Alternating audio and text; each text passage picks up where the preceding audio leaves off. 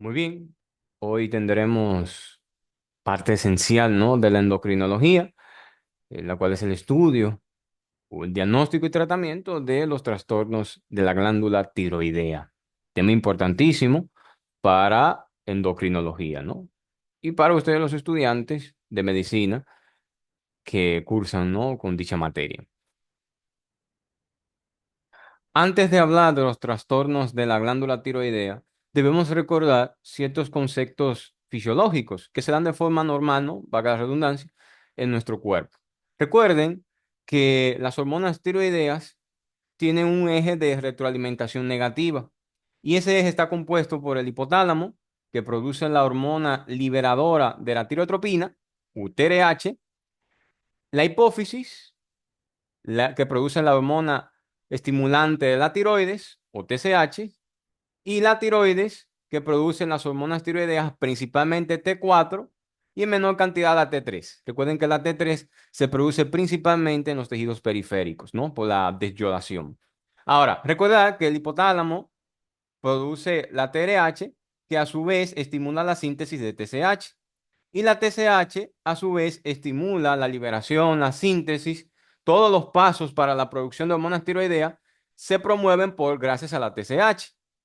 Y llega a la tiroides, a las células foliculares, y promueve la liberación, la secreción, la síntesis de las hormonas tiroideas. Es un eje de retroalimentación negativa o feedback, mecanismo de feedback. Es decir, cuando aumenta la cantidad de las hormonas tiroideas, a su vez bloquea la secreción de TSH y de hormona liberadora de tirotropina o TSH e inhibe, ¿no?, la producción. A su vez, cuando hay una baja producción de hormonas tiroideas, T4 o T3, es decir, tetraiodtironina o tiroxina y la triiodtironina, T3, ¿no?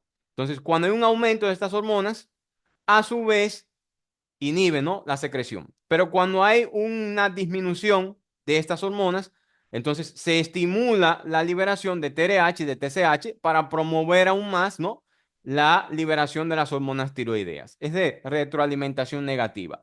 El aumento de la cantidad de hormonas tiroideas a su vez producirá una inhibición de sus factores liberadores. ¿Ok? Y viceversa. Si hay una disminución de las hormonas tiroideas, entonces se va a promover, habrá un aumento, ¿no?, de estas hormonas para tratar de aumentar la producción de hormonas tiroideas que se encuentra baja en ese momento. Es de retroalimentación negativa. Esto es muy importante recordar o aprender, ya que para el diagnóstico de hipertiroidismo o hipotiroidismo es muy importante conocer estas hormonas, ya que podemos definir al hipertiroidismo o al hipotiroidismo como primario o secundario. Hay uno que es terciario, pero se engloba dentro del secundario, que se llama en conjunto central, porque la alteración se encuentra en las vías centrales para la síntesis de hormonas tiroideas. Las vías centrales, hipotálamo e hipófisis. El primario se debe a un trastorno de la propia glándula tiroidea. Si es secundario, se debe al centro, ¿no? Hipotálamo, hipófisis. Si es primario, como su nombre lo dice, primario, el problema está en la tiroides. Secundario, también llamado central, el problema está en las vías centrales para la liberación y producción de hormonas tiroideas. Ya sabiendo un poco esto, hablaremos a continuación sobre el hipertiroidismo. Y antes de hablar de hipertiroidismo, hay que tomar en cuenta lo siguiente. Hay que tomar en cuenta los siguientes términos básicos antes de hablar de los trastornos de la glándula tiroidea en cuanto a su aumento de la función. Debemos recordar que hipertiroidismo no es más que el exceso de la función de la glándula tiroidea. Una persona con hipertiroidismo puede o no tener síntomas o los manifiesta de forma muy leve. Cuando se habla de hipertiroidismo, hablamos de algo endógeno, propio de la glándula, ¿no? Es un aumento de la función de la glándula tiroidea. Ahora, si se desarrollan signos y síntomas secundarios a ese aumento de la producción de las hormonas tiroideas, se desarrolla una tirotoxicosis. Tirotoxicosis no es más que un exceso de hormonas tiroideas, ya sea de forma endógena o exógena, y sus manifestaciones clínicas, temblor, etcétera. Hablaremos un poquito de los signos y síntomas del hipertiroidismo, ¿no? Tirotoxicosis son las manifestaciones clínicas por ese exceso de hormonas, que puede ser de forma endógena, es decir, producidos por la glándula tiroidea, o de forma exógena, por ejemplo, por el consumo de hormonas tiroideas, como la levotiroxina. Puede originar una tirotoxicosis de forma exógena, ¿ok?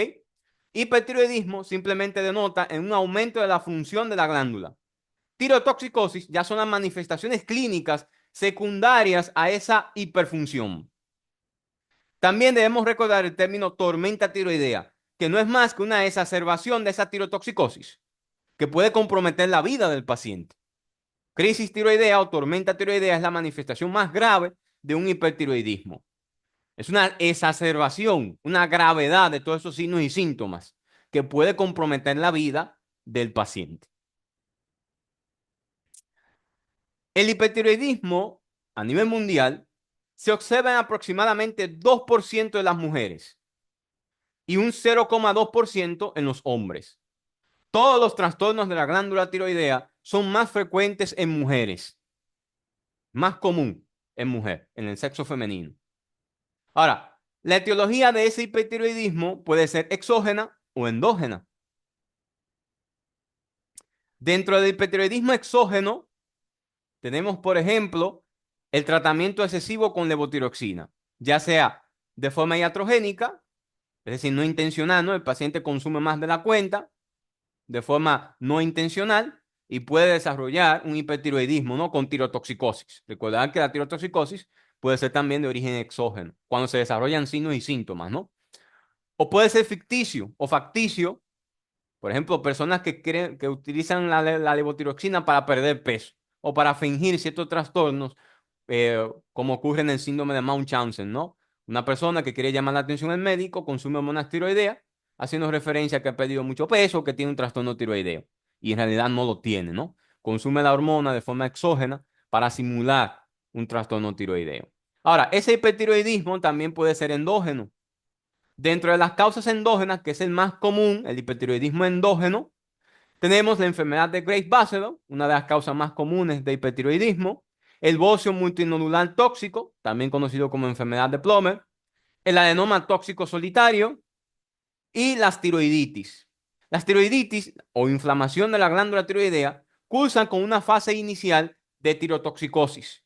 Pero hay que tomar en cuenta que mientras se van acabando esas hormonas tiroideas que se encuentran en la circulación, empiezan a tener el paciente una fase de hipotiroidismo. Vamos a ver más adelante cómo ocurre esto. Dentro de los síntomas típicos del hipertiroidismo se incluyen la fatiga, pérdida de peso a pesar de que tiene un apetito voraz. El paciente come mucho pero pierde mucho peso. La ansiedad, palpitaciones, intolerancia al calor, y las mujeres pueden presentar irregularidades menstruales, ya que las hormonas tiroideas afectan también el eje de gonadotropinas. Alteran a su vez el ciclo ovulatorio en la mujer, en el hombre puede afectar la espermatogenia, etcétera. Las hormonas tiroideas, la elevación de las hormonas tiroideas, las alteraciones centrales que regulan las hormonas tiroideas, también pueden presentarse con trastornos menstruales en mujeres o trastorno de la espermatogenia en hombres. Dentro de los hallazgos físicos, en el examen, podemos observar taquicardia, temblores, un temblor fino, proximal, característico, agrandamiento de la glándula tiroidea o bocio, piel caliente y húmeda, y las personas mayores pueden presentar una forma atípica de hipertiroidismo. Solamente se presentan con fibrilación auricular, un trastorno cardiovascular y no tienen las otras manifestaciones típicas del hipertiroidismo. Las personas mayores pueden presentar un hipertiroidismo atípico, ¿ok? Pueden presentarlo. También es algo característico de entre los trastornos que se caracterizan por un aumento de la glándula tiroidea, también es característico el pelo grasoso. Un pelo grasoso también puede ser muy característico de estos pacientes que presentan un aumento, ¿no? De la función de la glándula tiroidea, lo que se conoce como hipertiroidismo. Todo esto son manifestaciones del hipertiroidismo, es decir, una tirotoxicosis, ¿no? En caso de que se presente. Ahora, por eso es muy importante aprenderse el eje, ya que el hipertiroidismo podemos diagnosticarlo con los siguientes hallazgos y podemos clasificarlo a su vez. Realizamos TSH, que es la hormona liberadora de la hormona tiroidea, la hormona estimuladora, perdón, de la glándula tiroidea, ¿no? Hormona estimuladora de la tiroides, TSH, también conocida como tirotropina. La T3 es la triyodtironina y la T4 es la tetrayodtironina o tiroxina, también le conocen a la T4, con X, tiroxina. Cuando el hipertiroidismo es primario, es decir, el problema está en la glándula tiroidea, la TSH estará baja, mientras que la T3 y la T4, principalmente la T4, estarán elevadas. Esto hace que bloquee, ¿no?, la liberación de TSH por el eje de retroalimentación. Se bloquea la liberación de TSH, entonces disminuye la TSH, pero hay un aumento de las hormonas tiroideas. El hipertiroidismo entonces es primario y decimos que en defecto se encuentra en la glándula tiroidea. Ahora, hay otro tipo de hipertiroidismo y es el hipertiroidismo secundario, también conocido como central, porque había uno terciario y como bioquímicamente en el laboratorio no había una diferencia entre uno y otro, se engloban dentro del hipertiroidismo de origen central, también conocido como secundario o terciario, dependiendo si es el hipotálamo o la hipófisis, respectivamente, la que está alterada. Vamos a quedarnos con el secundario, ¿no? O central. Aquí el problema está en la vía central de la producción de hormonas tiroideas. Puede haber un tumor, por ejemplo, un tumor que secreta TSH, son rarísimos los tirotropomas, o es un tumor que secreta TSH, que se encuentra en la hipófisis y secreta TSH o hormona liberadora de las hormonas, hormona estimuladora, ¿no?, de la glándula tiroidea o tirotropina. Por ende, la TSH estará elevada, pero a su vez también como es el tumor que está produciendo TSH, a su vez entonces esto va a estimular la glándula tiroides y va a aumentar la síntesis de T3 y T4. En los trastornos secundarios se pierde el mecanismo de retroalimentación. Aquí se pierde porque es la TSH la que está estimulando la liberación de hormonas tiroideas. En los primarios, por lo general, se mantiene intacto y se bloquea la síntesis de TSH. Ahora, hay otro tipo de hipertiroidismo. Hay un hipertiroidismo que actualmente no se conoce como subclínico, sino leve, porque la mayoría de los pacientes presentan signos y síntomas leves, pero se ha quedado el nombre de subclínico. Es el paciente que tiene TSH baja y la T3 y la T4 están normales. No presenta síntomas el paciente y si lo presenta lo hace muy leve. Por eso se ha acuñado el término también de hipertiroidismo leve. Tiene la T3 y la T4 normal, pero tiene una TSH suprimida, tiene una TSH baja. Aquí el problema también está en la tiroides, pero no se han manifestado todavía la elevación de hormonas tiroideas y se mantiene baja la TSH, porque el problema está en la tiroide aquí también. Es una especie de hipertiroidismo primario oculto. Todavía no se ha desarrollado del todo el problema. Algunos pacientes no utilizan tratamiento, otros deben tener tratamiento. No se desarrolla completamente, no presentan síntomas, pero permanece una TSH baja o suprimida. Permanece baja o suprimida la TSH. Dentro de las causas del hipertiroidismo, ya mencionamos algunas, ¿no?, que puede ser exógeno o endógeno. A partir de ahora hablaremos del hipertiroidismo endógeno. La primera causa, y es la más común, y vamos por orden de frecuencia, es la enfermedad de Graves-Basedow. Es un trastorno relativamente común en cuanto a los trastornos de la glándula tiroidea y es muy importante aprender. Debemos saber que la enfermedad de Graves-Basedow es una afección autoinmune, es decir, el propio sistema inmunitario ataca las células de nuestro cuerpo. Es una afección autoinmune recurrente y remitente. Tiene periodos de gravedad con periodos de remisión. A veces puede remitir completamente. Por eso es un trastorno autoinmune recurrente remitente. Ocurre con más frecuencia en mujeres, como todo trastorno de la glándula tiroidea, y se debe fisiopatológicamente y principalmente a la producción de anticuerpos, autoanticuerpos que estimulan el receptor de TSH que está ubicado en la glándula tiroides. Estos anticuerpos son los TSI, o conocidos también como inmunoglobulinas estimulantes de la tiroides. Se unen al receptor TSH de la tiroides y aumentan la producción de hormonas tiroideas. Es un trastorno autoinmunológico y se debe a la presencia de estos autoanticuerpos. Los pacientes que presentan la enfermedad de Graves-Basedow presentarán en el examen físico un soplo, un soplido, ¿no?, audible sobre la tiroides, esto es por el aumento de la vascularidad. Mixedema pretibial, hay acumulación de mucopolisacáridos en la región principalmente anterior de las espinillas, en el hueso, en la tibia, ¿no? En la región anterior de la tibia, en las espinillas, como le llaman, presentarán un mixedema pretibial. También aparecerá oftalmopatías. Puede haber alteraciones oculares por el esoftalmo, que es la protrusión, ¿no? Del globo ocular, como se observa aquí en la imagen de la paciente. Una imagen característica, esta facies característica, ¿no? De la enfermedad de Graves. El pelo estará sedoso, grasoso. Agrandamiento de la tiroides. Puede presentar también bocio. Es característico que se presente bocio en la enfermedad de Graves. También se habla de una triada de Graves para la enfermedad: presencia de bocio, esoftalmo, esa protrusión, ¿no? Del globo ocular, y el hipertiroidismo, aumento de la función de la glándula tiroidea, pero también podemos añadir a esta triada la dermopatía, que es el mixedema pretibial, como lo podemos observar en esta imagen, ¿no? Característicamente aparece en la parte anterior de la tibia, de las espinillas, como le llaman, y esto es acumulación de mucopolisacáridos que se encuentran ahí. Esto es característico de la enfermedad de Graves, el llamado mixedema pretibial. Cuando vamos a diagnosticar una enfermedad de Graves, realizamos pruebas de laboratorio, ¿no? Hay que siempre realizar hormonas tiroideas y TSH, o tirotropina, también conocida como hormona estimulante de la tiroides. Dentro de las pruebas de laboratorio, si hacemos pruebas de función tiroidea, característicamente vamos a ver los datos de un hipertiroidismo primario: TSH suprimida, T3 elevada y la T4 libre elevada. Típico de un hipertiroidismo primario, ¿no? El problema está en la glándula. Estas inmunoglobulinas estimulantes de la tiroides se fijan en el receptor de TSH y simulan como si fueran TSH, ¿no? Y estimulan la producción de hormonas tiroideas. Se estimula la producción. Específico para el diagnóstico de esta enfermedad: hacer anticuerpos, principalmente inmunoglobulinas estimulantes de la tiroides, y estarán positivas en estos pacientes. La presencia de estos anticuerpos entonces nos hace pensar en la enfermedad. Ahora, también podemos realizar gammagrafía tiroidea.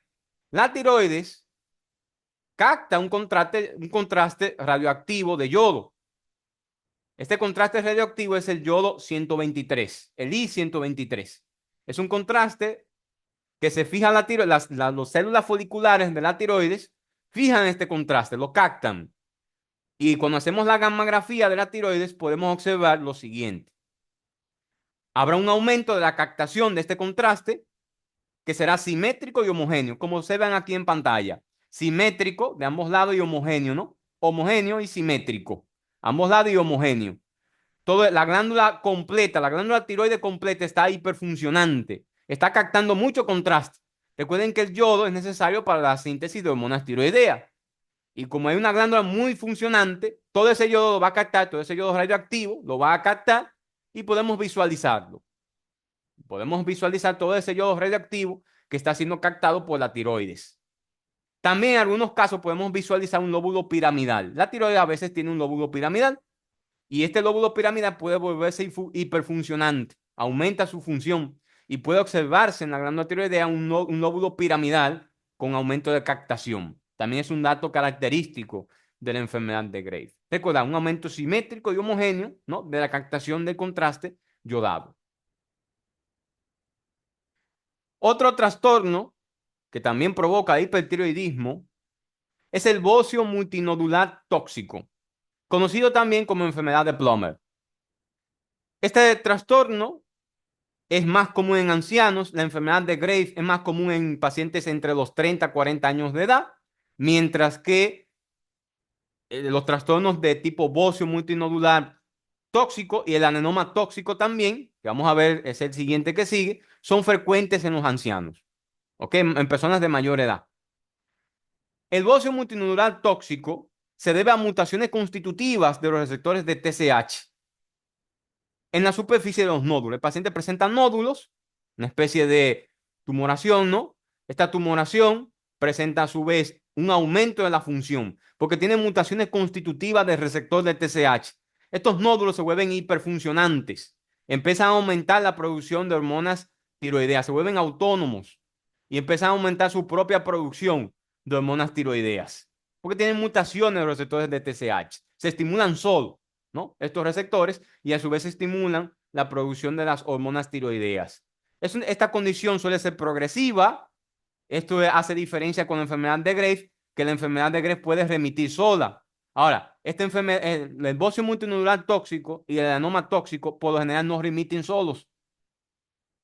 No sufre remisión espontánea, a diferencia de la enfermedad de Graves, que puede sufrir remisión espontánea. Las pruebas de laboratorio, al igual que la enfermedad de Graves, vamos a observar TSH suprimida o baja, una T3 elevada y una T4 libre elevada, no un hipertiroidismo primario. El problema está en la glándula tiroidea. Si hacemos una gammagrafía de la tiroides con contraste yodado, ¿no? Captación de yodo radioactivo, 123, vamos a observar lo siguiente. Habrán áreas focales de captación aumentada. Estos son los nódulos que son hiperfuncionantes, los que tienen la mutación constitutiva del receptor. Se vuelven hiperfuncionantes, ¿no? Recuerden que es un bocio multinodular, multinodular de múltiples nódulos. Y los nódulos más funcionantes captan más contraste yodado.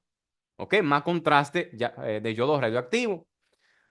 Y habrá supresión de la glándula restante. Es decir, miren aquí esta imagen, como podemos ver, ¿no? Los que están más oscuros son los que captan más el material radioactivo, el yodo 123, ¿no? Son los que están hiperfuncionantes. Ahora, la glándula completa estará suprimida. ¿Por qué se suprime? Porque al aumentar la producción de hormonas tiroideas, se va a suprimir la síntesis de TSH a nivel central. Entonces esto bloquea, ¿no?, la liberación de las hormonas tiroideas por la otra parte de la glándula. Pero como hay nódulos que son muy funcionantes, se vuelven autónomos, no necesitan de la TSH que produce la hipófisis para producir hormonas tiroideas o para inhibirse, sino que automáticamente ellos siguen produciendo hormonas y por eso se vuelven hipercaptantes, ¿no? Y es causa de hipertiroidismo primario, porque el problema está en la glándula tiroidea, áreas focales, ¿no? Áreas focales de captación. Aquí vemos áreas focales de captación. En la enfermedad de Graves, recuerda que es simétrico todo y homogéneo, ¿no? Toda la captación. El otro trastorno que también es común en mujeres, al igual que el bocio multinodular tóxico y en el anciano, es el adenoma tóxico solitario. A diferencia del bocio multinodular, aquí solamente hay un solo adenoma, un solo tumor que es hiperfuncionante, es autónomo. ¿Ok? Generalmente ocurre con nódulos tiroideos grandes. Hay una activación constitutiva de los receptores de TSH en esos nódulos. Ya sabemos por qué, ¿no? Se activan, se vuelven autónomos, entonces producen su propia secreción de hormonas. No necesitan de la TSH para producir o inhibir la producción. Igual que en los otros dos trastornos, habrá una TSH suprimida, una T3 elevada y una T4 libre elevada. Es un hipertiroidismo primario porque el problema se encuentra en la glándula tiroidea. Si hacemos una gammagrafía tiroidea con captación de radioyodo 123, podemos observar un aumento focal de esa captación limitado a un nódulo que es autónomo, ¿no? Fíjense aquí, ¿no? Toda la glándula está suprimida, pero hay un nódulo muy hiperfuncionante. Entonces decimos que es un bocio con un adenoma tóxico solitario, ¿no? Muy importante la gammagrafía para el diagnóstico de estas lesiones. Habrá el resto de la glándula, ¿no? Como ya mencionamos, estará suprimida. Las tiroiditis. Tiroiditis significa inflamación de la glándula tiroidea. Bocio es simplemente el agrandamiento, que puede o no acompañarse de tiroiditis. Esto hay que tomarlo en cuenta. La tiroiditis hace referencia a la inflamación de la glándula tiroidea. Hay muchos tipos de tiroiditis, desde la tiroiditis de Kerbein, por la exposición a ciertos agentes virales, hasta la tiroiditis de Reidel, que se debe a la presencia de un tejido fibrótico que afecta a la glándula tiroidea. Las tiroiditis provocan tirotoxicosis principalmente. Como la glándula está inflamada por múltiples procesos, múltiples alteraciones que pueden deberse, inclusive fármacos pueden provocar tiroiditis, todos estos productos, todo este proceso inflamatorio destruye los folículos. Dentro de los folículos, dentro de las células foliculares, están las hormonas tiroideas. Y como se destruyen las células foliculares, se liberan las hormonas tiroideas a la circulación. Y es por la destrucción de esos folículos. Se van liberando hormonas a la circulación. Y es lo que provoca todas las manifestaciones clínicas, ¿no? Que se conoce como tirotoxicosis. Después, cuando el folículo empieza a recuperarse, empieza a reducir el proceso inflamatorio, se van agotando también las hormonas tiroideas en la circulación, se empiezan a agotar. Y cuando terminan de agotarse todas las hormonas tiroideas, el paciente entra en una etapa de hipotiroidismo. Por eso hay que tener muy en cuenta, antes de hablar, de empezar el tratamiento en un paciente que creemos que tiene un hipertiroidismo, debemos descartar siempre una tirotoxicosis. Siempre hay que descartarla. ¿Ok? La tirotoxicosis secundaria a una tiroiditis se deben principalmente a la rotura de los folículos, están dañados, se liberan las hormonas y produce todos los signos y síntomas de un hipertiroidismo, ¿no? Que es la tirotoxicosis.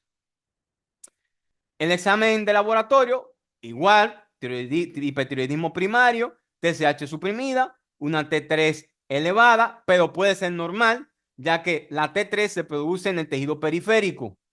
La que más está elevada, una tirotoxicosis secundaria a una tiroiditis, es la T4, porque la T4 es la que se produce en la tiroides y es la que se está liberando a la circulación, ¿no? La T3 puede ser normal en una tirotoxicosis secundaria a una tiroiditis. La gammagrafía es esencial para descartar una tiroiditis de un hipertiroidismo primario como tal. Es esencial hacer una gammagrafía tiroidea con yodo radioactivo 123. ¿Qué habrá en la glándula tiroidea? El yodo no va a captarse. Habrá una baja captación menor a un 5 o 10%, o habrá una ausencia de la captación de ese material radioactivo por la tiroides.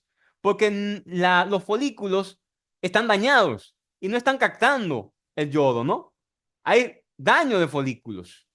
Entonces, no habrá captación o estará baja la captación del material radioactivo por la tiroides. Esto es esencial para hacer el diagnóstico diferencial del hipertiroidismo primario, donde sí hay captación de radioyodo por la tiroides. En la tiroiditis no hay, o hay muy baja o no hay captación de yodo por la tiroides.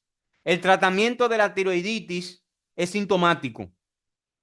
Aquí no están aconsejados los tratamientos antitiroideos, porque recuerden que si me administro un antitiroideo, voy a agravar ese hipotiroidismo que se va a producir posterior en la tiroiditis. Primero recordar que la tiroiditis cursan con una etapa, una fase inicial de tirotoxicosis, pero después, cuando se van agotando esas hormonas tiroideas de la circulación, el paciente entra en una etapa de hipotiroidismo, porque la glándula ya está afectada completamente, ya ha perdido la función. Por eso los fármacos antitiroideos no están indicados en estos pacientes. De ahí es que es esencial hacer una gammagrafía antes de emprender tratamiento por un supuesto hipertiroidismo primario. Aquí solamente se utilizan beta bloqueadores. Los beta bloqueadores como el propranolol, el esmolol, el atenolol, inhiben las manifestaciones clínicas periféricas de las hormonas tiroideas, el temblor, la taquicardia. Las hormonas tiroideas estimulan receptores adrenérgicos y los beta bloqueadores, como su nombre lo dice, bloquean estos receptores. Entonces mejora los síntomas en estos pacientes, ¿ok? Para controlar los síntomas en estos pacientes. Si diagnostica una tiroiditis, es administrar simplemente beta bloqueadores. Ya luego, si se desarrolla un hipotiroidismo, es tratar al paciente como un hipotiroidismo, perdón, y dar hormonas tiroideas, no antitiroideos, sino hormonas tiroideas en la fase ya de hipotiroidismo, que es la fase tardía. Y aquí lo vemos. Después de la fase inicial, conocida como fase tirotóxica inicial, esta puede tardar de 2 a 3 meses. Aquí es donde iniciamos tratamiento sintomático, beta bloqueadores y lo demás.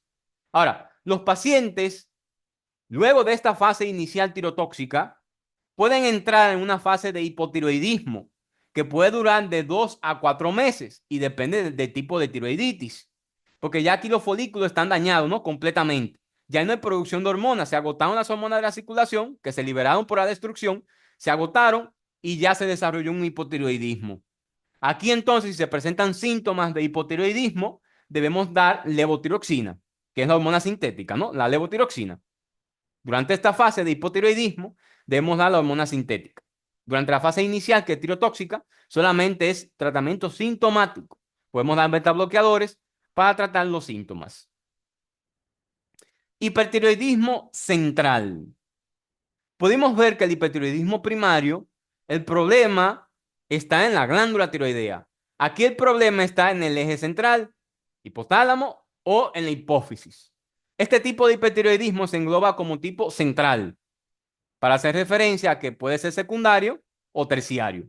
Si es secundario, se debe a un daño de la hipófisis, una secreción, no, perdón, por un tumor de la hipófisis, o si es terciario, se debe a un tumor hipotalámico que secreta hormona liberadora de la tirotropina. Pero actualmente se engloban dentro del hipertiroidismo central.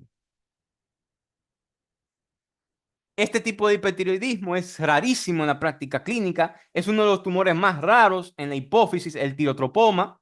Es un tumor que secreta TSH. La TSH es la hormona que estimula la tiroides y a su vez entonces se va a estimular la producción de las hormonas por la glándula tiroidea. Por lo general estos tumores cuando aparecen, y es lo bueno, son grandes, más de 1 centímetro, son muy grandes y podemos observarlo fácilmente por estudio de imágenes. Los pacientes manifiestan síntomas de efecto de masa. El tumor, mientras más creciendo, puede orinar efecto de masa.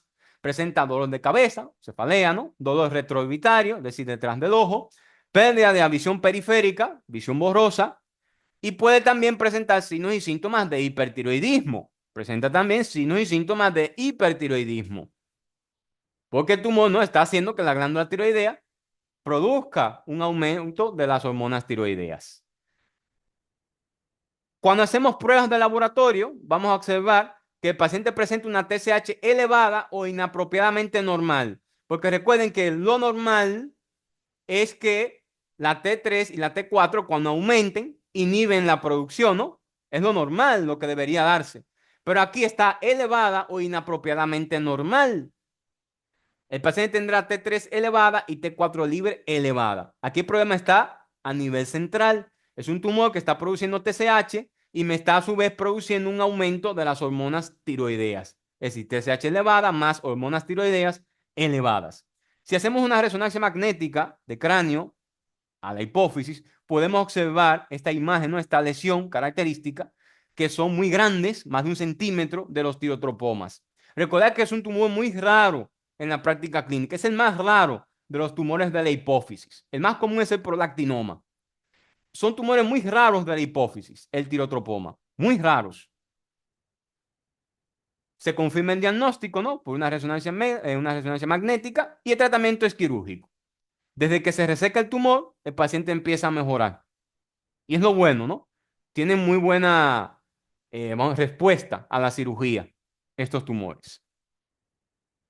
Hipertiroidismo subclínico. Recordad, cuando hablamos de subclínico, es aquel paciente que no ha presentado aún síntomas.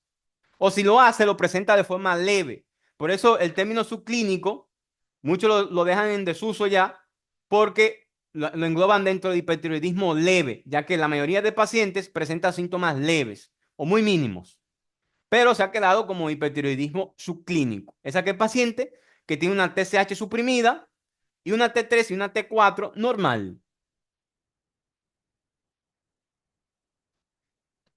El hipertiroidismo subclínico es un dato de laboratorio, porque el paciente no presenta síntomas o lo hace muy mínimo que no acude al médico, pero le hacen prueba de función tiroidea y se observa lo siguiente.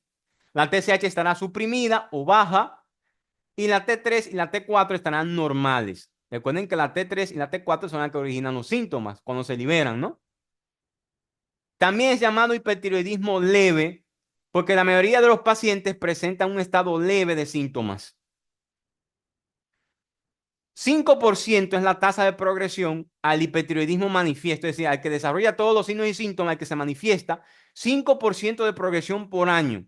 Los pacientes que tienen un subclínico tienen un riesgo de 5% por año de progresión a un hipertiroidismo ya manifiesto. Dentro de las causas del hipertiroidismo subclínico son las mismas para el hipertiroidismo manifiesto o primario.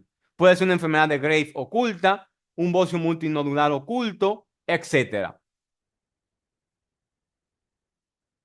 Es muy importante también que aquellos pacientes, por ejemplo, ancianos, pacientes con enfermedades cardiovasculares, tienen riesgos de presentar fibrilación auricular, trastorno del ritmo, ¿no? Cardíaco. Se asocia también con un aumento de la masa ventricular izquierda, disfunción diastólica del corazón. Se asocia también con pérdida ósea, aumento de fracturas.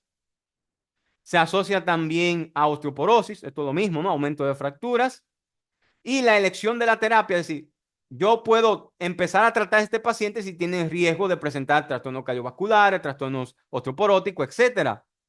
Depende entonces de la etiología de ese hipertiroidismo y de los síntomas, ¿no? Si presenta muchos síntomas, tiene aumento de riesgo de presentar estos trastornos cardiovasculares y óseos, debe iniciarse el tratamiento para evitar entonces mayores problemas a futuro. Tratamiento para el hipertiroidismo. Esto es muy importante también en la práctica clínica. Dentro del tratamiento del hipertiroidismo, tenemos también el tratamiento sintomático, ¿no? Los betabloqueadores. Los betabloqueadores mejoran los síntomas, pero no tratan la enfermedad subyacente. A menudo se utilizan para tratar el temblor, la ansiedad, las palpitaciones y son especialmente útiles para el alivio de los síntomas. Pero recordar que no tratan la enfermedad subyacente. La enfermedad de base no la tratan, pero es muy importante para controlar los síntomas. Son muy valiosos, ¿no? Para el control de los síntomas. Entre ellos tenemos el más usado, que es el propranolol, se utiliza 3 a 4 veces al día. También se puede utilizar el atenolol, metoprolol, nadolol o el esmolol. El más utilizado es el propranolol. Es el más utilizado para el tratamiento de los síntomas hipertiroideos, la tirotoxicosis, ¿no? Para el tratamiento de la tirotoxicosis. Y recordar que en el contexto de una tiroiditis son los tratamientos preferidos. Simplemente propranolol para controlar los síntomas. No antitiroideos en una tiroiditis, ¿ok? Si el paciente presenta un hipertiroidismo primario, tratamiento para esta condición es o son los medicamentos antitiroideos. Es el metimazol y el propiltiuracilo, conocido como PTU. A partir de ahora le llamaremos PTU, ¿no? Es el propiltiuracilo, también conocido como PTU. El metimazol es el fármaco preferido, ya que se administra una vez al día y tiene menos riesgo de presentar efectos secundarios. Una vez al día se administra. El metimazol es el preferido. Tiene mejor perfil de seguridad que el PTU, el propiltiuracilo, tiene mejor perfil de seguridad. Recordad que tanto el metimazol como el propiltiuracilo bloquean la enzima peroxidasa tiroidea. La enzima peroxidasa tiroidea es la enzima esencial para la conversión, síntesis y liberación de las hormonas tiroideas. Ahora, el PTU, propiltiuracilo, tiene un efecto extra que no tiene el metimazol, y es que el PTU también bloquea la conversión periférica de las hormonas tiroideas. Es decir, la conversión periférica de T4 a T3 también la bloquea el PTU, cosa que no hace el metimazol. Pero como el PTU tiene más efectos secundarios, se prefiere el metimazol por esa razón y también porque se administra una vez al día. Ayuda a mejorar la eficacia, ¿no? En cuanto al tratamiento, al apego del medicamento y del paciente. El PTU puede provocar, aunque son raras, pero puede provocar lesión hepática grave, insuficiencia hepática aguda. Las hepatopatías son muy comunes con el PTU. Son efectos raros, pero cuando hablamos de estos dos fármacos, se dan con más frecuencia con el PTU. El PTU, propiltiuracilo, se recomienda en el primer trimestre del embarazo, en el periodo de organogénesis, ya que el metimazol durante este periodo es teratogénico. Se asocia a defectos congénitos. Uno de ellos, muy famoso, es la aplasia cutis. Este trastorno que ven aquí, aplasia cutis, ¿no? Un desarrollo, vamos a decir, incompleto de la piel. Aplasia cutis. Por eso, durante el primer trimestre del embarazo, se recomienda el PTU, propiltiuracilo, porque el metimazol durante el primer trimestre del embarazo es teratogénico. Y se recomienda el PTU en esta situación. También es muy recomendado el PTU en cuanto a una tormenta tiroidea, porque también me bloquea la síntesis periférica de la hormona. Me ayuda más, ¿no? Para bloquear los síntomas del paciente que tiene una tormenta tiroidea. Esas son las situaciones en las cuales se prefiere el PTU antes que el metimazol. Otras reacciones que son comunes, más comunes que las hepatopatías, que se ven tanto con el PTU como con el metimazol, son las reacciones cutáneas. Aparecen en algunos pacientes tras la primera semana de tratamiento que utilizan metimazol o PTU, una erupción cutánea, como se puede ver en pantalla, esta erupción cutánea, presentan urticaria mucho prurito, ¿no? Comezón y artralgias. Se ve principalmente durante la primera semana de uso del tratamiento. Estos efectos ocurren en menos del 5% de los pacientes. También son raros, pero son los más comunes de los efectos secundarios. Son los más comunes. Estas reacciones cutáneas que ocurren durante la primera semana de tratamiento, que depende mucho también de la dosis de los fármacos. Dentro de las reacciones más graves se incluye la disfunción hepática, fíjense que ocurre en 0,1%, es rara, pero es grave, y la agranulocitosis, es la disminución del conteo de granulocitos, principalmente neutrófilos, ¿no? Se ocurre en 0,3%, son raras, pero son graves, son las más graves. La disfunción hepática, que se dé principalmente con el PTU, y la agranulocitosis, que se puede observar con ambos. En todo paciente que esté llevando este tratamiento con antitiroideos y empieza a desarrollar fiebre y dolor de garganta, deben suspender el fármaco y acudir a un médico, porque puede ser que el paciente esté desarrollando una agranulocitosis. Hay un mayor riesgo de infecciones graves. Y en todo paciente que esté iniciando tratamiento y empiezan a tener dolor de garganta y fiebre, deben suspender el tratamiento y acudir a un médico lo más pronto posible, porque puede ser que estén cursando con una agranulocitosis. Y esto es muy importante. Y la función hepática debe vigilarse en los pacientes que consumen estos fármacos, principalmente el PTU, principalmente. La terapia con un fármaco antitiroideo generalmente debe continuarse durante 12 a 18 meses, es decir, durante un año o un año y medio. Debe continuarse. Desde que inició debe continuarse. Ahora, después de ese tiempo, de 12 a 18 meses, podemos interrumpir el medicamento. Ahora, depende del tipo de hipertiroidismo también. Depende del tipo de hipertiroidismo. Porque si es una enfermedad de Graves, es aquí que aplica. Ahora, si es un bocio multinodular, un adenoma tóxico, por lo general no tienen remisión, lamentablemente, y se aconseja el tratamiento con otros componentes que vamos a hablar más adelante. Después de la interrupción del fármaco, que duramos con él de un año a 18 meses, ¿no? Un año y medio. Después de esa interrupción, un 50% aproximadamente de esos pacientes experimentan remisión. Mejoran los síntomas, remite la función tiroidea. Un 50%. Pero esa terapia debe durar de 12 a 18 meses, ¿no? Para considerar la interrupción. Y dependiendo del tipo de trastorno tiroideo que tenga el paciente. Dependiendo de ese tipo, ¿no? Ahora, ablación. También el yodo radioactivo puede servir para abladir la glándula, para destruir los folículos que son hiperfuncionantes. Ahora, ese es el yodo 131. Fíjense que el 123 lo utilizamos para el diagnóstico, porque no produce rayos radioactivos que dañan los folículos, solamente lo captan. Ahora, el yodo 131 produce radiaciones que destruyen los folículos, destruyen el tejido tiroideo. Por eso se llama ablación con yodo radioactivo 131. El 131 es radioactivo y es, vamos a decir, radiaciones alfa y gamma que destruyen los folículos y la glándula. No, una ablación se le hace. Se puede emplear como modalidad principal, principalmente para aquellos que tienen un alto índice de recaída. Por ejemplo, una enfermedad de Graves que no mejora con antitiroideos, o para el bocio multinodular y para el adenoma tóxico se prefiere la ablación con yodo o la cirugía. Se prefiere este tratamiento principalmente. Puede emplearse como modalidad principal también para aquellos pacientes que no quieran utilizar fármaco. También se puede utilizar la ablación con yodo. Y recordar que el embarazo es una contraindicación para administrar yodo radioactivo. Es una contraindicación. Tanto para diagnóstico como para tratamiento está contraindicado el uso de yodo radiactivo. El tratamiento de elección es el tratamiento de elección, ¿no? Para el bocio multinodular tóxico y para el adenoma tóxico solitario, ya que estos trastornos no tienden a remitir. Por ende, es el tratamiento de elección en estos pacientes. Y esto hay que recordarlo también. Parte del tratamiento de los trastornos tiroideos es la cirugía tiroidea. No suele ser la primera opción de tratamiento en los pacientes con hipertiroidismo, pero hay algunas condiciones que sí es necesaria la cirugía tiroidea. ¿Cuáles son esas condiciones? Pacientes con preferencia por la cirugía, paciente que no quiere utilizar yodo, no quiere utilizar tratamiento antitiroideo, bueno, que prefiere la cirugía, entonces se realiza la cirugía, ¿no? y aquellos que tienen contraindicaciones para el uso de fármacos antitiroideos o para el uso de yodo radioactivo.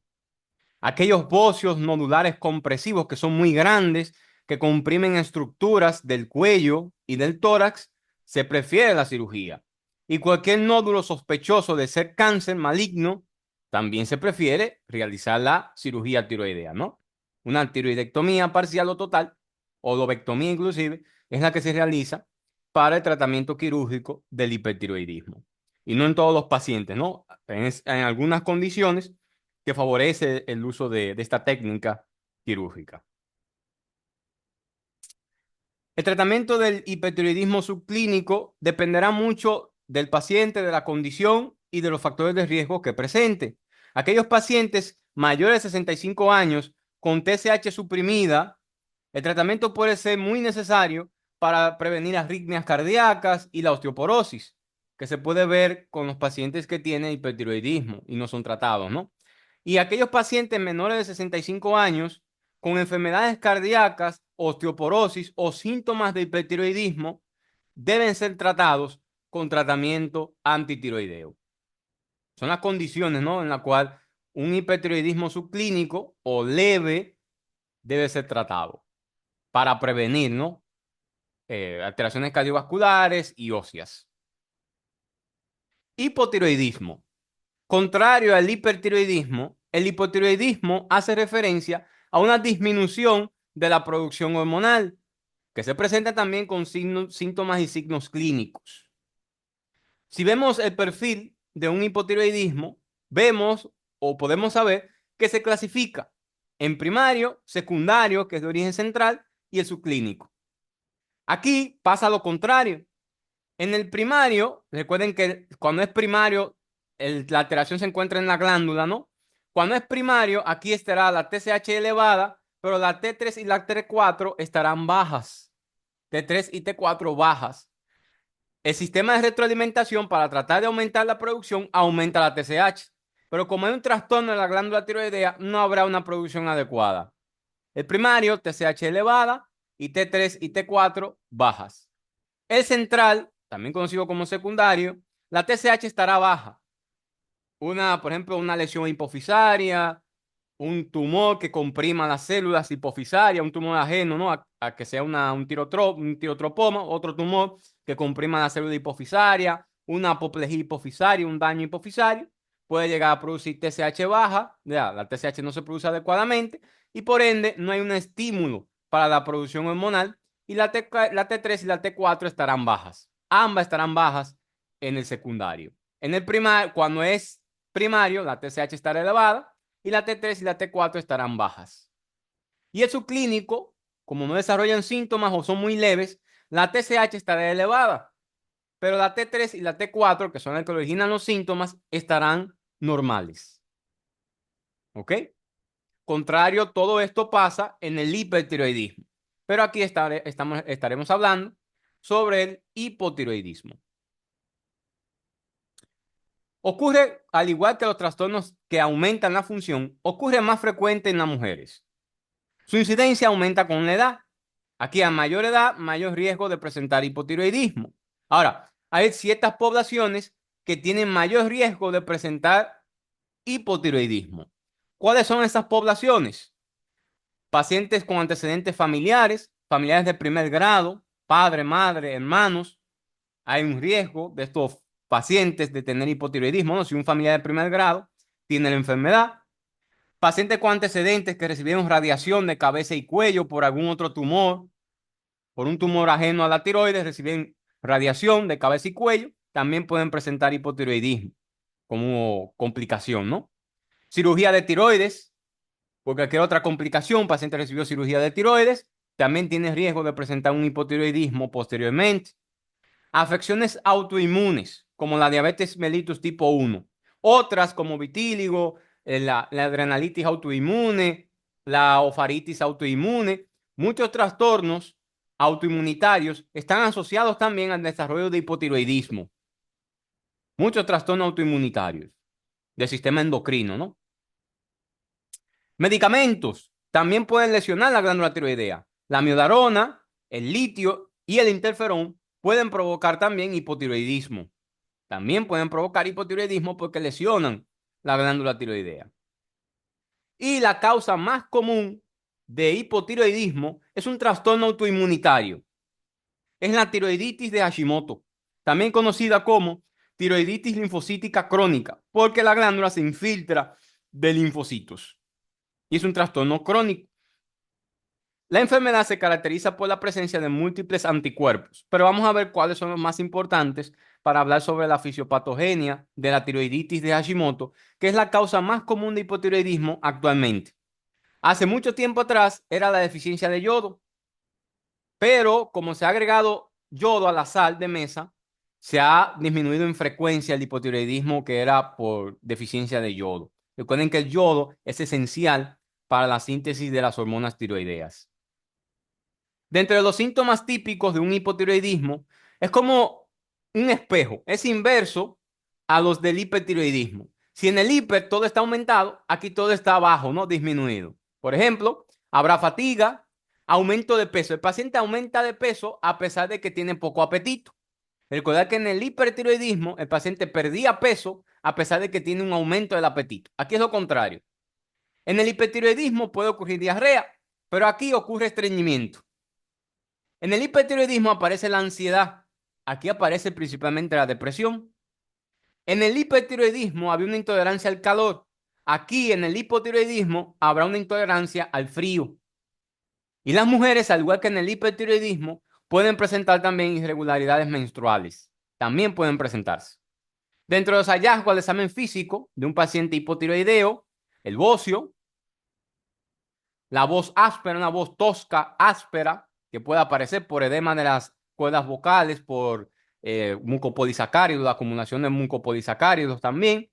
Bradicardia, en el hiper aparecía taquicardia, ¿no? Aquí aparece bradicardia. Galactorrea, el aumento de las hormonas TSH y la TRH, que es la hormona que se produce en el hipotálamo, estimulan también la prolactina. Y la prolactina puede aumentar las secreciones lácteas fuera del embarazo, ¿no? Y se conoce como galactorrea. Adelgazamiento de las cejas, a veces se pierde el tercio distal de las cejas. El pelo aquí se seca, se torna quebradizo, se cae también. Contrario al hipertiroidismo, que era sedoso, ¿no? Grasoso. Aquí es contrario, seco y quebradizo. El estado más grave del hipotiroidismo es este, el coma mixedematoso. En el hipertiroidismo es la tormenta tiroidea. Aquí es el coma mixedematoso. Se acumulan mucopolisacáridos, el paciente presenta hipotermia, dificultad respiratoria y si no se trata, puede fallecer. Es un estado grave, es el estado más grave del hipotiroidismo, el coma mixedematoso. Dentro de las pruebas de laboratorio, para el diagnóstico del hipotiroidismo y recordar que el más común es la tiroiditis Hashimoto, ¿no? La TSH es la mejor prueba inicial para el diagnóstico de un trastorno tiroideo, al igual que para monitorear la respuesta de tratamiento. Debemos alcanzar y normalizar la TSH. Cuando estoy iniciando tratamiento para un trastorno tiroideo, debo alcanzar, mi meta es alcanzar una normalización de los niveles de TSH. Es mi meta. Por eso es la prueba más útil para monitorear el tratamiento del hipertiroidismo o el hipotiroidismo primario. El primario, porque para el secundario, para monitorear la respuesta es con T4 para el secundario. Porque recuerden que el secundario se debe a un trastorno donde la TSH está alterada. Por ende, no va a ser útil utilizarlo como monitoreo, ¿no? Si es primario, la TSH. Si es secundario, el hipo o el hiper, la T4. Libre principalmente. ¿Ok? La medición de T4 libre ayuda a confirmar el diagnóstico de hipotiroidismo y para diferenciar el hipotiroidismo primario, el secundario y el subclínico, ¿no? El hipotiroidismo. Ahora, la enfermedad de Hashimoto, tiroiditis Hashimoto, se debe a la presencia de ciertos autoanticuerpos. En más del 90% de los casos aparecen los anticuerpos contra la enzima peroxidasa tiroidea, los TPO, antiperoxidasa, también conocido anteriormente como microsomales. Estos son los que se elevan en más de un 90% de los casos. Estos actúan, van dirigidos a la enzima, que es esencial para la síntesis de hormonas tiroideas. También provoca un proceso, un proceso inflamatorio en la tiroides. De ahí se llama tiroiditis Hashimoto, ¿no? Tiroiditis. También hay presencia de anticuerpos antitiroglobulina. La tiroglobulina es una proteína esencial para el acoplamiento, para la organificación de las hormonas tiroideas que están en la tiroides. Y hay anticuerpos que también van dirigidos a esta proteína, a la tiroglobulina. Y un 60% de los pacientes presentan positividad para estos anticuerpos. Los principales son los antiperoxidasa, los TPO, también conocidos como microsomales anteriormente. Están elevados, ¿no? En más del 90% de los casos. El tratamiento para los pacientes con hipotiroidismo depende mucho del nivel de TSH. Depende mucho del nivel de TSH y de los síntomas del paciente. Aquellos pacientes que presentan un hipotiroidismo manifiesto, es decir, que desarrollan signos y síntomas manifiestos, deben ser tratados con tiroxina. La tiroxina que utilizamos en la levotiroxina. Esa pastilla, no en pastilla, levotiroxina. Es la que utilizamos. La dosis inicial para un adulto de 60 años de edad o menos, de menos de 60 años, es de 1,6 microgramos por kilogramos por día. Se multiplica 1,6 por kilogramos de peso, ¿no? Y esa cantidad me dará la dosis que voy a administrar en ese paciente. En pacientes de edad avanzada o con una cardiopatía conocida, la dosis debe empezarse de forma paulatina, con la dosis más mínima hasta ir aumentando progresivamente. ¿Por qué? Porque recuerden que estamos administrando hormonas tiroideas. Las hormonas tiroideas aumentan la función cardíaca, alteran la función cardiovascular y pueden provocar arritmias. Esto hay que tomarlo en cuenta en un paciente que tenga una cardiopatía establecida, ¿no? O un paciente que tenga más de 60 años. Esto hay que tomarlo muy en cuenta. Debe comenzarse con una dosis baja de 12,5 a 25 microgramos al día y luego ir incrementando la dosis cada 4 a 6 semanas. Cada mes o cada mes y medio debe ir considerándose aumentar la dosis. Esto se administra de esta manera para evitar el desarrollo de arritmias o trastornos cardiovasculares. Recuerden que estamos administrando hormonas tiroideas, ¿no?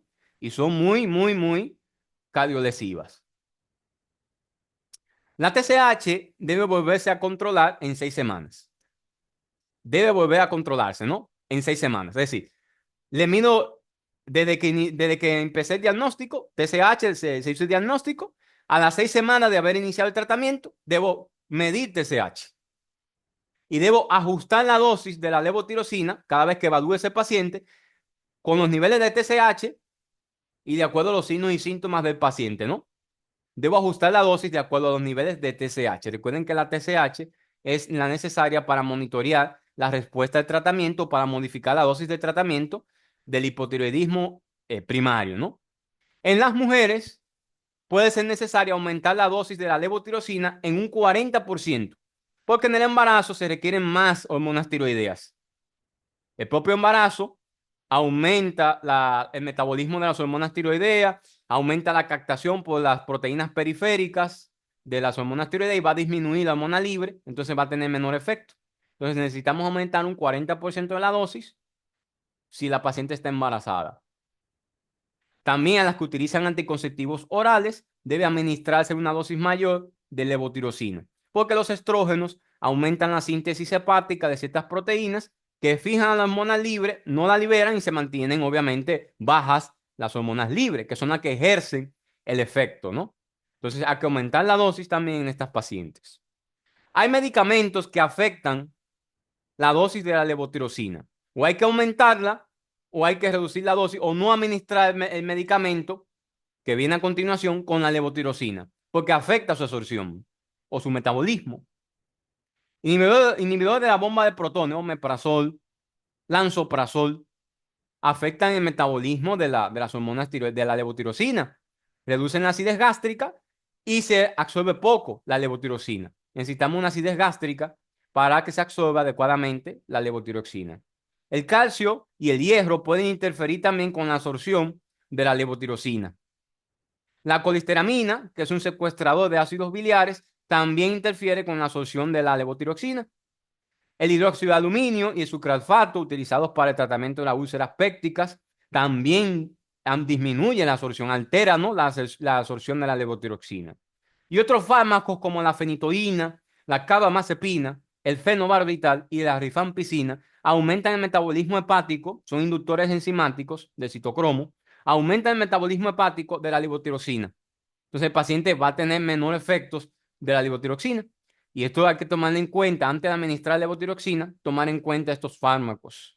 La vitamina C aumenta la absorción de la levotiroxina. Por eso algunos endocrinólogos administran vitamina C junto con la levotiroxina, porque los cítricos aumentan la absorción de la levotiroxina. Y se recomienda utilizarla en ayunas, la levotiroxina, porque la acidez gástrica es mayor y entonces aumenta su absorción, ¿no? Se recomienda en ayunas el consumo de levotiroxina. Una vez que un paciente ha alcanzado el eutiroidismo, es decir, la normalidad, ¿no?, de su estado tiroideo con una dosis de levotiroxina, entonces la TSH puede controlarse de forma anual. Mientras el paciente no sea controlado, cada 6 meses. Si está controlado, cada año para evaluar. Hay indicaciones para tratar el hipotiroidismo subclínico. Recuerden que subclínico es que todavía no ha desarrollado los síntomas. O no tiene los síntomas muy leves y no desarrolla completamente los síntomas. Es subclínico. TSH elevada con T3 y T4 normal, ¿no? Que son las que originan los signos y síntomas de los pacientes con trastornos tiroideos. Si la TSH, yo mido TSH, hormona estimulante de tiroides, yo la mido en sangre y está mayor a 10 mil unidades por litro, por mililitro, debo entonces administrar levotiroxina. Se dice que estos pacientes tienen mayor riesgo de presentar trastornos cardiovasculares, trastornos óseos, con una TSH por encima de 10.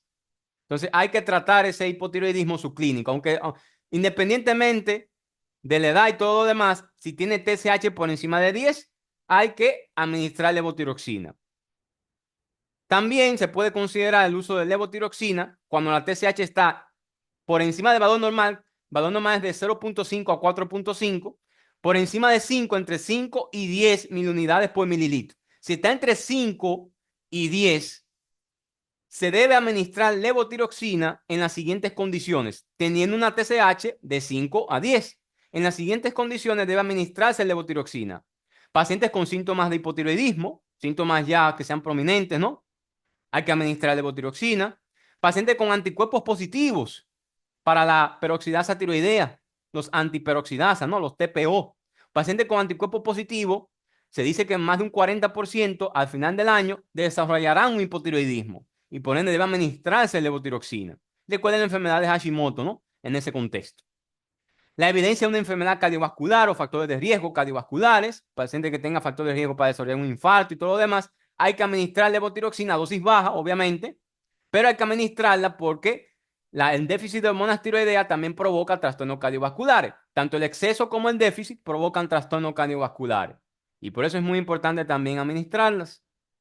Y en mujeres que desean un embarazo.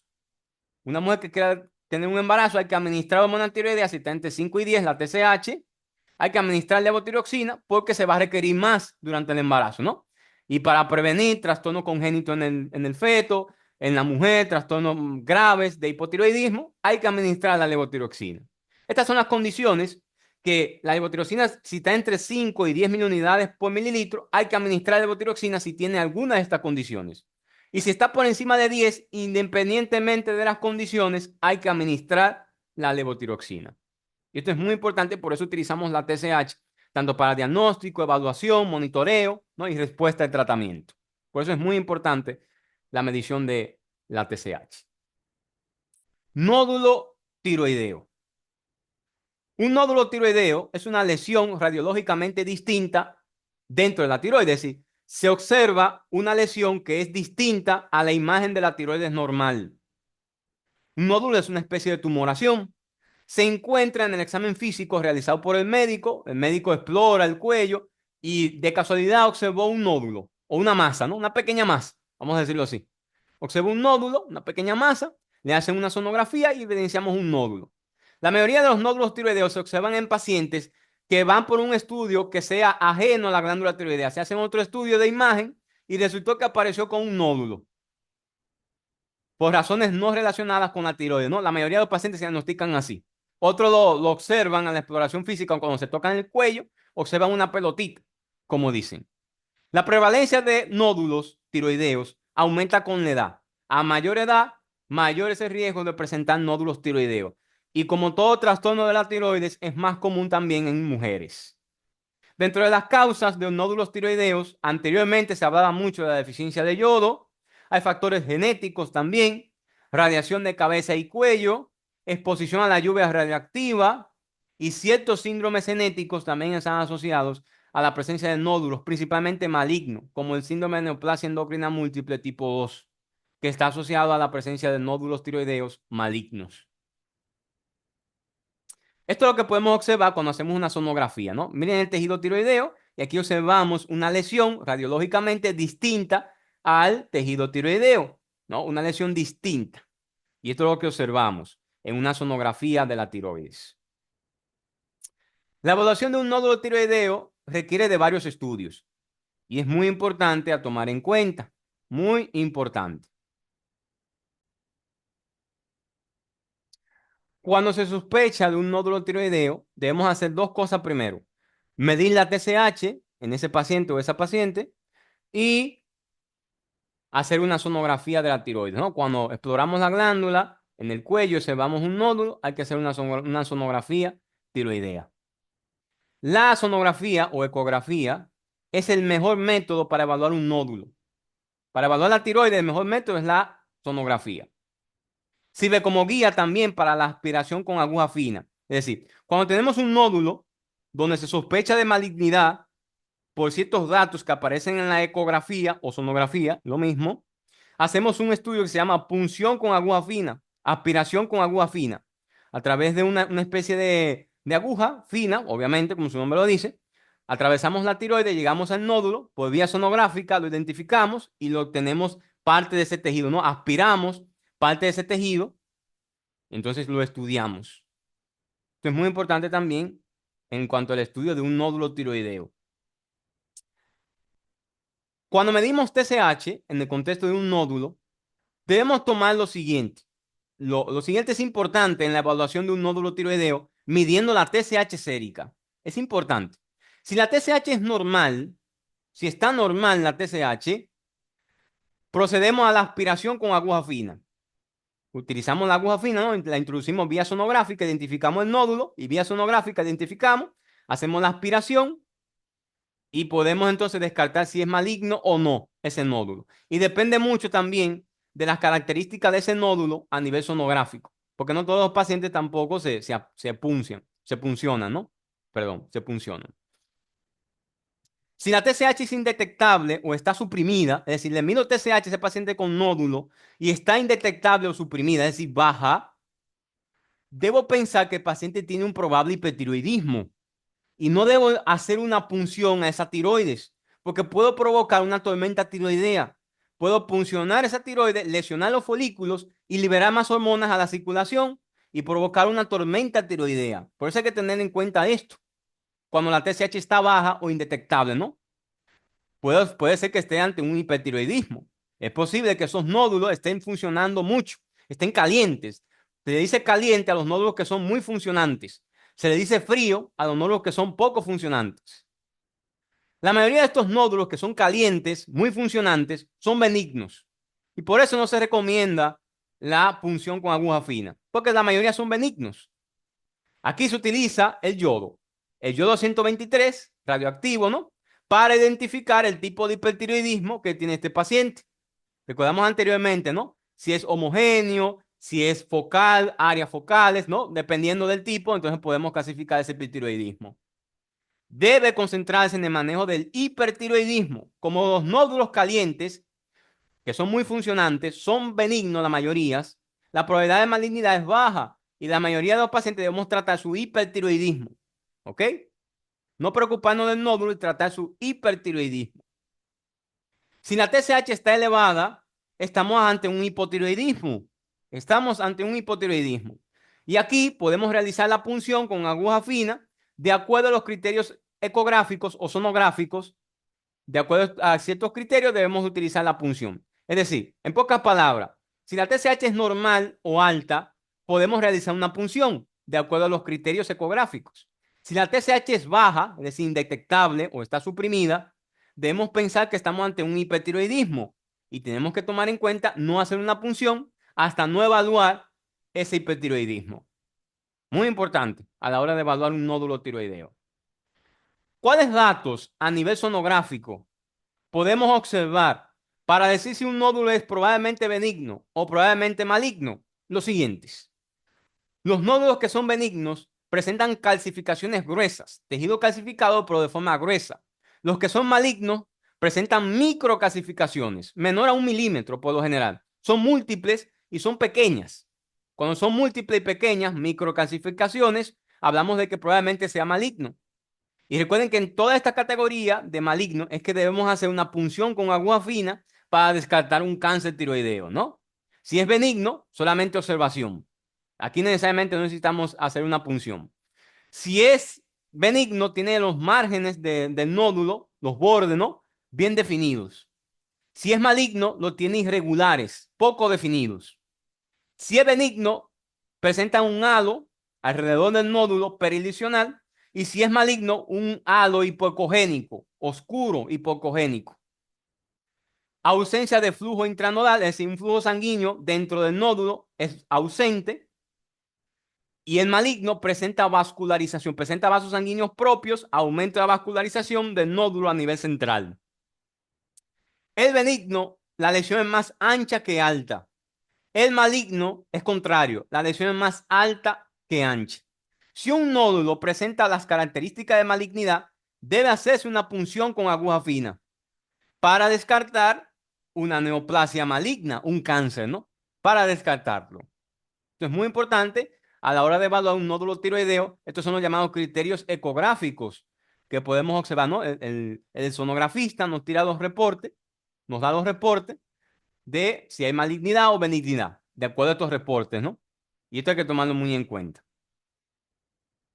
Cuando hacemos una aspiración con aguja fina de una lesión que tenga datos, ¿no? De malignidad, datos de probablemente maligno, entra en una clasificación. Se llama clasificación de Bethesda para la aspiración con aguja fina de un nódulo tiroideo. Si es grado 1, el nódulo, la muestra es insuficiente. Debe repetirse la aspiración. Si es grado 2, es benigno y tiene de 0 a 3% de ser cáncer, de desarrollar cáncer, ¿no? Posteriormente. Por lo general se le da seguimiento clínico a ese paciente. Cada 6 meses a un año se le hacen sonografía y seguimiento clínico. Inclusive se puede realizar una punción a los 6 meses o al año para darle seguimiento, ¿no? A ese paciente. Si es grado 2, habla de atipia. Atipia son células que son poco diferenciadas, ¿no? No se parecen mucho a las células tiroideas, para así decirlo. Tienen un riesgo de presentar malignidad de un 5 a 15%. Y hay que repetir la punción con aguja fina antes de los 6 meses para ir valorando a ver si se puede, ¿no? Eliminar ese nódulo o no, sacarlo completamente o no. Grado 4, ya hablamos de neoplasia folicular y tiene un 15 a 30% de presentar malignidad. Y se recomienda la lobectomía. Se extrae, donde está el nódulo, se saca un lóbulo de la tiroides. Se saca una parte de la tiroides, ¿no? Donde está ese nódulo. Tienen un 15 a 30% de ser malignos, de desarrollar cáncer y deben extraerse completamente. Grado 5, sospecha de malignidad, tienen un 60 a 75% de desarrollar cáncer estos pacientes y hay que hacerle lobectomía o una tiroidectomía a este paciente. Tiroidectomía es toda la glándula, ¿no? O de forma parcial o total. Y grado 6 es maligno ya. Se confirmó la malignidad. Hay que hacer una tiroidectomía total, completa la tiroides. Completa. Este sistema de clasificación es muy importante a la hora de evaluar los nódulos tiroideos por punción y aguja fina, ¿no? La biopsia de esa punción nos dará un reporte con un grado. Bien, para recordar, tengo un paciente con un nódulo tiroideo. Todo paciente con un nódulo tiroideo debe hacérsele TSH y sonografía tiroidea. No debe quedarse. TSH, hormona estimulante de tiroides, y sonografía tiroidea. Si ese nódulo, de acuerdo a la TSH, tiene si ese nódulo ese paciente tiene la TSH normal o alta o tiene la TSH baja, cualquiera de las dos opciones. O la TSH en ese paciente está normal o alta o estará baja.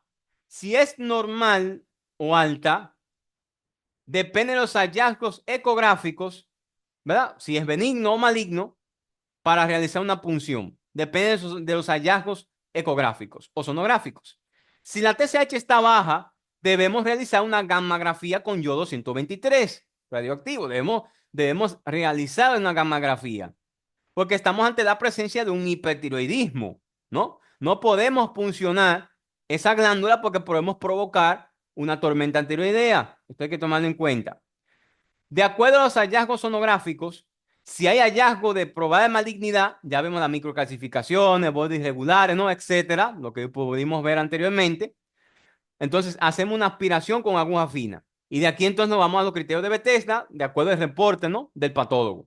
Y ya cada uno tiene vamos a decir, un tratamiento específico, ¿no? Cada uno. Si no hay hallazgo de malignidad y son de benignidad, entonces le damos observación. O repetir la sonografía en 6 meses o un año. Y listo. Si, recuerden, si la TSH está baja, hay que hacer gammagrafía, ¿no? Gammagrafía tiroidea. Si el nódulo es frío, quiere decir que tiene poca función. Un nódulo frío tiene poca función. Tiene poca función. Si el nódulo es frío, se observa que no capta bien el contraste, ¿no? El yodo, no lo capta bien. Es muy bajo la captación del yodo por este nódulo. Y se dice que es frío, menos de un 5% de la captación de radioyodo. Si es frío, se dice que tiene más probabilidad de ser maligno que benigno. Hay una mayor probabilidad, perdón, de ser maligno de este nódulo. Pero va a depender de los hallazgos sonográficos. ¿Ok? Y aquí nos vamos entonces al algoritmo. Entonces, si tiene hallazgo sonográfico maligno, se aspira y se lleva a patología, ¿no? Si tiene hallazgo benigno, entonces se observa. Y repetimos la sonografía ya dependiendo de al año o los 6 meses, ¿no? Ahora, si ese nódulo es caliente, quiere decir que capta mucho contraste, ¿no? Mucho radioyodo, capta mucho ese contraste especial. Si es caliente. Y si es caliente, entonces debemos iniciar tratamiento para ese hipertiroidismo. Puede ser una enfermedad de Graves, puede ser un bocio multinodular, puede ser un adenoma tóxico. Debemos iniciar tratamiento. Ya dependiendo, ¿no? Si quiere tratamiento con radioyodo con 131, si quiere tratamiento quirúrgico o no. Y este es el esquema, el algoritmo diagnóstico de un paciente con nódulo tiroideo.